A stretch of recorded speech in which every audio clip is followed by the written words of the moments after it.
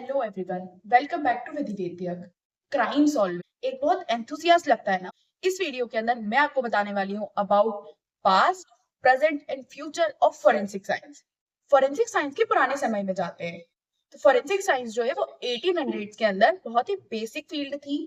Investigators बहुत ही easily सिर्फ physical evidence पे रिलाई करते थे, जैसे कि blood evidence, weapons. But after 1800s things was change. One of the first major breakthrough is fingerprint analysis. In 1892, scientists used fingerprint to solve a murder case. And by 1901, scientists had set up the first fingerprint database. इसके बाद investigators ने magnifying glasses, simple microscopes का use करना शुरू करा। लेकिन इस time पे कोई डीएनए और हाई टेक लैब्स नहीं हुआ करती थी। जस्ट रॉ साइंस और बेसिक डेटा नॉलेज के ऊपर ही साइंटिस्ट अपना रिजल्ट देते थे। नाउ अब हम प्रेजेंट की बात करते हैं।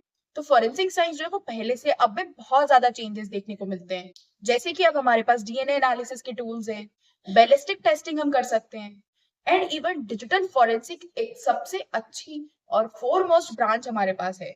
सबसे मेन डीएनए प्रोफाइलिंग जो है उसने गेम चेंजर की तरह काम करा है। डीएनए एनालिसिस से हम सस्पेक्ट को क्राइम से लिंक कर सकते हैं और इनोसेंट को भी फ्री कर सकते हैं। डिजिटल फोरेंसिक से जो एक्सपर्ट्स हैं वो रिट्राइव कर सकते हैं डेटा को, मैसेजेस को, ऑनलाइन एक्टिविटीज को ट्रैक कर सकते हैं और साथ ही एनक्रिप्टेड डेटा को भी एनालाइज कर सकते हैं। इसके अलावा भी हमारे पास बहुत सारे ऐसे फोरेंसिक टूल्स आ गए हैं, जैसे कि blood spatter pattern analysis, GSR analysis and even voice analysis. साथ ही अभी सिर्फ फोरेंसिक साइंटिस्ट एविडेंस को ही एनालाइज नहीं करते हैं, कोर्ट में भी एज एविडेंस प्रेजेंट होते हैं और उनकी टेस्टिमनी जो है वो कोर्ट के अंदर एक बहुत ही क्रूशियल एविडेंस की तरह काम करती है। जो नई मॉडर्न फोरेंसिक साइंस की टेक्निक्स बनी है, मेथड्स बने हैं, उसने accuracy and reliability on forensic science evidences को बहुत ही ज्यादा बढ़ा दिया है और प्रिसाइज कर दिया है जस्टिस के लिए। नाउ अब हम फ्यूचर की बात करते हैं।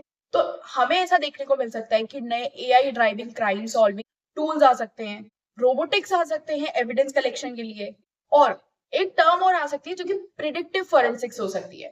मींस क्राइम होने से पहले ही प्रिडिक्ट कर दिया जाए कि क्या हो रहा है।